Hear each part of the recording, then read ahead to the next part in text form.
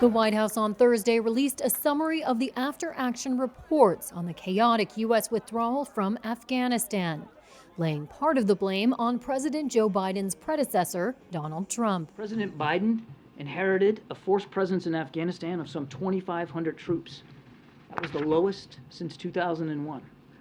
He inherited a special immigrant visa program that had been starved of resources. And he inherited a deal struck between the previous administration and the Taliban that called for the complete removal of all U.S. troops by May of 2021, or else the Taliban, which had stopped its attacks while the deal was in place, would go back to war against the United States. White House National Security spokesman John Kirby told reporters at a press briefing Thursday that Biden was left with a stark choice: withdraw all U.S. forces or resume fighting with the Taliban.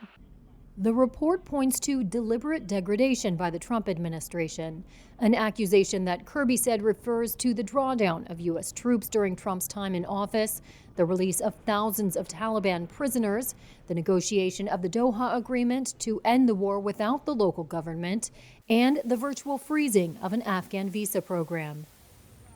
Kirby said the Trump administration was not forthcoming when asked for withdrawal plans, affording little in the way of transition between the administrations.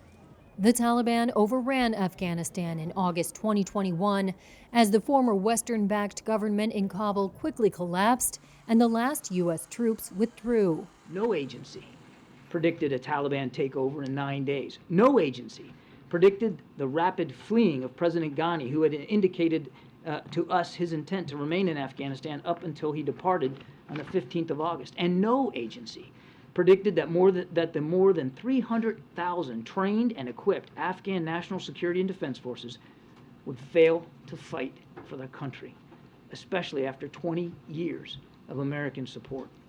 13 U.S. service members were killed by a suicide bomber at Kabul's airport during the evacuation.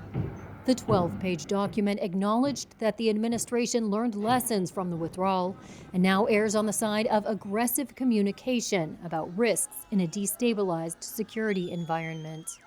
But Kirby said leaving the country was ultimately the right choice.